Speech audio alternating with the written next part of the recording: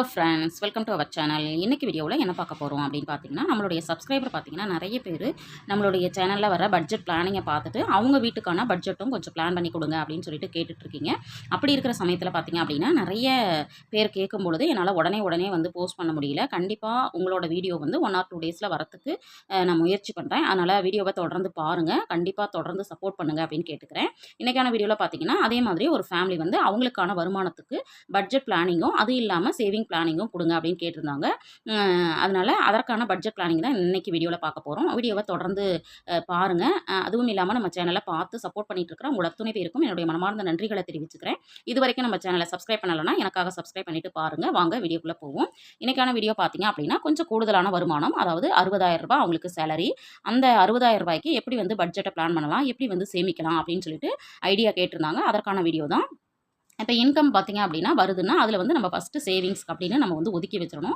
இது கொஞ்சம் கூடுதலான வருமானம் அப்படிங்கிறதுனால கண்டிப்பாக சேவிங்ஸ்க்கு ஒதுக்க முடியும். மீதம் இருக்கிறத நம்ம என்ன பண்ணணும் அப்படின்னா எக்ஸ்பென்சஸ், செலவுகளுக்கு நம்ம வந்து பயன்படுத்திக்கணும். இப்போ வந்து காமனான எக்கனாமிஸ்ட் சொல்கிற ஃபார்முலா என்னென்னா 50 30 20 அப்படிங்கிறது தான். இதில் வந்து 50 அப்படிங்கிறது நம்மளுடைய தேவைகள், இது வந்து ஆசைகள், இது வந்து பார்த்திங்க அப்படின்னா சேமிப்பு. இதுதான் வந்து காமனான ஃபார்முலா. பட் கொஞ்சம் கூடுதலான வருமானம் இருக்குது அப்படிங்கிறவங்க என்ன பண்ணலாம்னா இதை கொஞ்சம் மாற்றி வந்து நம்ம ட்ரை பண்ணலாம் அப்படிங்கிறது தான். இப்போ 50% நம்மளுடைய தேவைகளுக்கும், 20% நம்மளுடைய ஆசைகளுக்காகவும், 30% கண்டிப்பாக நம்ம வந்து சேமிப்புக்காகவும் ட்ரை பண்ணலாம் அப்படிங்கிறது தான். இதை வந்து கண்டிப்பாக இந்த ஃபேமிலி வந்து ட்ரை பண்ணலாம் அப்படின்னு நான் நினைக்கிறேன். இப்போ சேவிங்ஸ் அப்படிங்கிறது நம்ம காமனாக சொல்கிறது 10% அப்படின்னு நம்ம சொல்லுவோம் இல்லைங்களா. அப்போ இந்த 60,000ல் 10%னா 6,000 ரூபாய், 20%னா 12,000 ரூபாய், அதுவே 30%னா 18,000 ரூபாய். ஆனால் வந்து 60,000 ரூபாய் வாங்குறவங்க கண்டிப்பாக ஒரு 20,000 ரூபாய் சேமிக்கிறதுக்கு முயற்சி பண்ணலாம் அப்படின்னு சொல்லிட்டு நான் இதில் வந்து சொல்லியிருக்கேன். ஆனால் இந்த ஃபேமிலி எவ்வளோ சேமிக்க முடியும்னு நினைக்கிறாங்களோ அதை வந்து சேமிக்கிறதுக்கு முயற்சி பண்ணுங்கள். இப்போ வந்து 60,000லேருந்து 20,000 ரூபாய் நான் சேமிப்புக்கு அப்படின்னு நான் சொல்லிட்டேன். அப்போ மீதம் எவ்வளோ இருக்கும்னு பார்த்தீங்கன்னா 40,000 ரூபாய் இருக்கும். இந்த 40,000 ரூபாய்க்கு எப்படி வந்து பட்ஜெட் பிளான் பண்ணலாம் அப்படின்னு பார்க்கலாம். நான் முதல்ல எப்போவுமே வந்து சொல்கிற மாதிரி செலவுகளை வந்து 3 வகையாக பிரிச்சுக்கணும். தினச்செலவுகள், வாரச்செலவுகள், மாதச்செலவுகள். அதே மாதிரி இவங்க பார்த்தீங்க அப்படின்னா தினச்செலவுகளுக்கு ஒரு 1,000 ரூபாய் மட்டும் நம்ம எடுத்து வச்சுக்கலாம். இந்த 1,000 ரூபாய் பார்த்தீங்க அப்படின்னா நம்ம வந்து வாசலில் கீரைக்காரங்க வராங்க அப்படின்னா நம்ம வாங்குவோம், அல்லது பிஸ்கட் வாங்குவோம், இல்லை சாமிக்கு நம்ம வந்து பூ வாங்குவோம், வாரம் வாங்குவோம். இந்த மாதிரி செலவுகளை நம்ம என்ன பண்ணிக்கணும் அப்படின்னா இந்த தினச்செலவுகளில் நம்ம கொண்டு வந்துக்கலாம். அடுத்தது வாரச்செலவுகள். இந்த வாரச்செலவுகள் அப்படிங்கிறது பார்த்திங்கன்னா நம்மளுக்கு எல்லாருக்கும் தெரியும், வெஜ்ஜு நான்வெஜ்ஜு இதெல்லாம் வந்து வாரம் மட்டும் நம்ம செய்கிற மாதிரி பார்த்துக்கிட்டோம் அப்படின்னா நம்மளுக்கு பார்த்திங்க அப்படின்னா நம்மளுக்கு வந்து செலவுகள் வந்து கண்டிப்பாக செலவுகள் வந்து குறையறதுக்கு ஆரம்பிக்கும். இப்போ வந்து இவங்க ஃபேமிலிக்கு வந்து பார்த்திங்க அப்படின்னா எத்தனை பேர் அப்படின்லாம் நான் வந்து மென்ஷன் பண்ணலை அப்படிங்கிறதுனால கொஞ்சம் கூடுதலாக வந்து செலவுகள் இருக்கும் அப்படிங்கிறதுனால நம்ம வந்து வாரத்துக்கு ஒரு 1,000 ரூபாய் அப்படின்னா 4 வாரத்துக்கு 4,000 ரூபாய் நம்ம வந்து யூஸ் பண்ணிக்கலாம். அதே மாதிரி பார்த்திங்க அப்படின்னா ஃப்ரூட்ஸ் அண்ட் ஸ்நாக்ஸு அப்படிங்கிறதுக்கு பார்த்திங்க அப்படின்னா அதே மாதிரி ஒரு 1,000 ரூபாய் 4 வாரத்துக்கும் 4,000 ரூபாய், ஒரு வாரத்துக்கு 1,000 ரூபாய், 4 வாரத்துக்கு 4,000 ரூபாய். இப்போ டோட்டலாக இவங்க எப்படி பண்ணிக்கலாம் அப்படின்னு பார்த்தீங்கன்னா வார செலவுகளுக்கு நம்ம ஒரு 8,000 ரூபாய் வரைக்கும் நம்ம வந்து செலவு பண்ணுற மாதிரி நம்ம பார்த்துக்கணும். பட் இதை விட குறைவாகவும் செலவு பண்ணிக்கலாம், கூடுதலாகவும் செலவு பண்ணிக்கலாம். உங்களுக்கு எப்படி வந்து மாதம் செலவாகுதோ அதுக்கு தகுந்த மாதிரி நீங்கள் பட்ஜெட்டை வந்து பிளான் பண்ணிக்கோங்க. இது வந்து என்னுடைய சஜஷன் மட்டும்தான். உங்களுக்கு எப்படி விருப்பம் இருக்கோ அதை வந்து நீங்கள் மாடிஃபை பண்ணிக்கலாம். அடுத்தது மாத செலவுகள். கண்டிப்பாக மாத செலவுகள் அப்படிங்கிறப்போ எல்லாருக்குமே ரெண்ட் அப்படிங்கிறது வரும், வாடகை அப்படிங்கிறது. பட் இந்த சப்ஸ்கிரைபர் வந்து முன்னாடியே வந்து கமெண்ட்டில் சொல்லிட்டாங்க, எங்களுக்கு வந்து ஓன் ஹவுஸ் தான், வீடு வந்து வாடகை கிடையாது அப்படின்னு சொல்லிட்டாங்க. அதனால தான் நான் இந்த இடத்துல என்ன பண்ணியிருக்கேன் அப்படின்னா 20,000 ரூபாய் சேமிக்க முடியும்னு. ஏன்னா வாடகைக்கான பணத்தையும் இங்கே வந்து சேமிப்பாக கண்டிப்பாக என்ன பண்ணலாம் அப்படின்னா மாற்ற முடியும் அப்படிங்கிறதுனால நான் கொடுத்துருக்கேன். கண்டிப்பாக முயற்சி பண்ணுங்கள். அடுத்தது மாத செலவுகள் எப்படி பிளான் பண்ணலாம் அப்படின்னு பார்க்கலாம். இப்போ மாத செலவுகள் அப்படிங்கிறது பார்த்தீங்க அப்படின்னா உங்களுக்கு முதல்ல நான் வாடகை இல்லைன்னு சொல்லிட்டேன். இவங்களுக்கு வந்து பாலுக்கு பார்த்தீங்க அப்படின்னா 1 லிட்டர் வந்து நம்மளுக்கு 50 ரூபாய்க்கு கிடைக்குது. இப்போ 30 நாளுக்கும் 1,500 ரூபாய் வந்து நம்ம வந்து ஒதுக்கிக்கலாம். அடுத்தது பார்த்தீங்கன்னா மளிகைக்கு வந்து 4,000 ரூபாய் நான் போட்டிருக்கேன். பட் வந்து அவங்களுக்கு கொஞ்சம் கூடுதலாகவும் இருக்கலாம், குறைவாகவும் இருக்கலாம். இருந்தாலும் ரேஷன் கடையில் கிடைக்கக்கூடிய சர்க்கரை, அப்புறம் வந்து பச்சரிசி, அப்புறம் வந்து பார்த்தீங்க அப்படின்னா ஆயில், பருப்பு இதெல்லாம் உங்களால் யூஸ் பண்ண முடியும்னு நினைக்கிறீங்களோ அதெல்லாம் யூஸ் பண்ணும்பொழுது நம்மளுக்கு வந்து மளிகை செலவு வந்து குறைவாக இருக்கும். அதையும் வந்து நம்ம பார்த்துக்கணும். அடுத்தது வந்து கேபிள் பார்த்தீங்க அப்படின்னா 300 ரூபாய் போட்டிருக்கேன் மாதம். கண்டிப்பாக எல்லார் வீட்லையும் கேபிள் இருக்கும் அப்படிங்கிறதுனால. இல்லை நீங்கள் வந்து டிஸ் மாதிரி வச்சுருக்கீங்க அப்படின்னா ஒரு 12 மாதத்துக்கு 6 மாதத்துக்கு போடுறீங்க அப்படின்னா இந்த 6 மாதத்துக்கும் இந்த அமௌண்ட்டை சேர்த்து வச்சு அது மாதிரி டிஸ்ஸு கூட நம்ம என்ன பண்ணிக்கலாம், கனெக்ட் பண்ணிக்கலாம். அடுத்தது பார்த்திங்கன்னா சிலிண்டருக்கு வந்து 500 ரூபாய் மாதம் 500 ரூபாய் எடுத்து வச்சோம்னா 2 மாதத்துக்கு ஒரு முறை நம்ம வந்து சிலிண்டர் வந்து வாங்கிக்க முடியும். அடுத்தது வந்து ஈபிக்கு வந்து 1,700 ரூபாய் போட்டிருக்கேன்.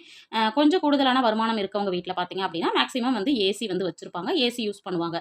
அப்படிங்கிறப்ப கிட்டத்தட்ட ஒரு 2,000 ரூபாய் வரைக்கும் வரதுக்கான வாய்ப்புகள் இருக்குது. அப்படிங்கிறதுனால நான் 1,700 ரூபாய் போட்டிருக்கேன். இது குறைவு அப்படின்னா கொஞ்சம் கூடுதல் பண்ணிக்கலாம். அது அதிகம் அப்படின்னு நினச்சிங்கன்னா இதை வந்து குறைச்சிக்கலாம். இதை வந்து நீங்கள் வந்து உங்களுக்கு தகுந்த மாதிரி பண்ணிக்கலாம். அடுத்தது வந்து மொபைல் ரீசார்ஜுக்கு மாதம் வந்து ஒரு ரூ. 1000 அப்படிங்கிறது கண்டிப்பாக வந்து நம்ம இப்போ வந்து நெட் யூசேஜ் அப்படிங்கிறது கொஞ்சம் அதிக அளவில் ஆனதுனால ஒரு மாதத்துக்கு ரூ.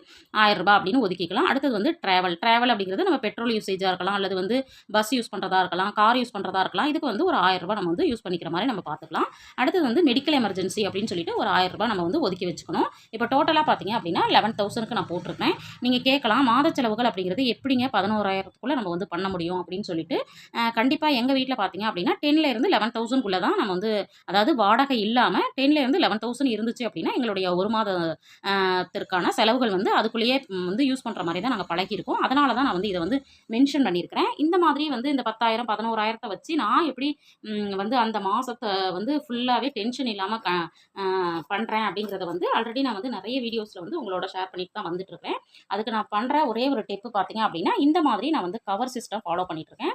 இப்போ இந்த கவர் சிஸ்டத்தில் பார்த்தீங்கன்னா ஒவ்வொரு கேட்டகரிக்கான பணத்தை வந்து இதில் வந்து நான் ஒதுக்கி வச்சுருவேன்.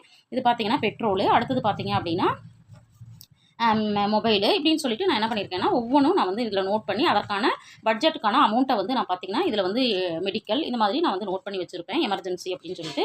இதில் வந்து அதற்கான பணத்தை வந்து நம்ம எடுத்து வச்சுட்டோம் அப்படின்னா, ஒரு முறை எடுத்து வச்சிட்டோம்னா அந்த மாதம் முழுவதும் அதில் எவ்வளோ அமௌண்ட் இருக்கோ அதுக்குள்ளே வந்து நம்ம செலவு பண்ணுறதுக்கான நம்ம வந்து பழகிடுவோம். அதனால் வந்து இது எனக்கு ரொம்பவும் ஒரு நல்ல ஒரு விஷயமா இருக்குது. அதனால் இது வரைக்கும் ட்ரை பண்ணலை அப்படின்னா கண்டிப்பாக ட்ரை பண்ணி பாருங்கள். உங்களாலையும் செலவுகளை குறைச்சி சேமிப்பு வந்து கண்டிப்பாக இன்க்ரீஸ் பண்ண முடியும்.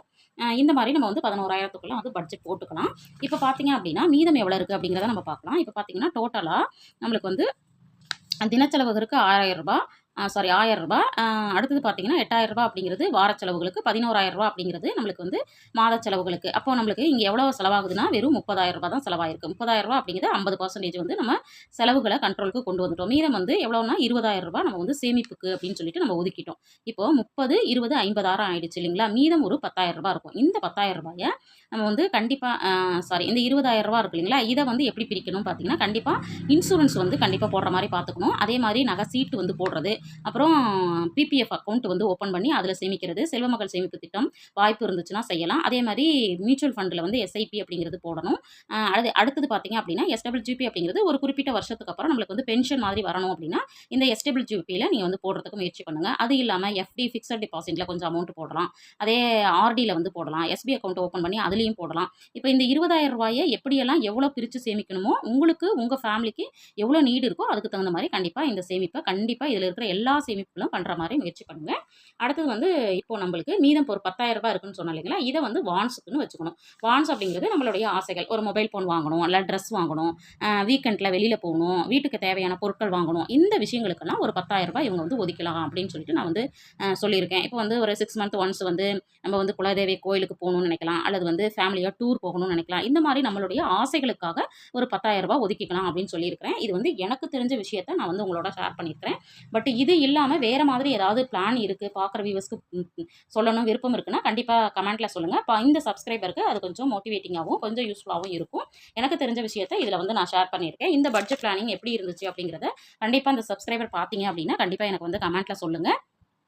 இல்லை பார்க்குற வியூவர்ஸ் மற்றவங்களுக்கும் இந்த பட்ஜெட் பிளானிங் பிடிச்சிருக்கா, இதே மாதிரி பண்ணலாமா, இல்லை இன்னும் கொஞ்சம் மாடிஃபை பண்ணலாமா அப்படிங்கிறத கண்டிப்பாக கமெண்ட்டில் சொல்லுங்கள்.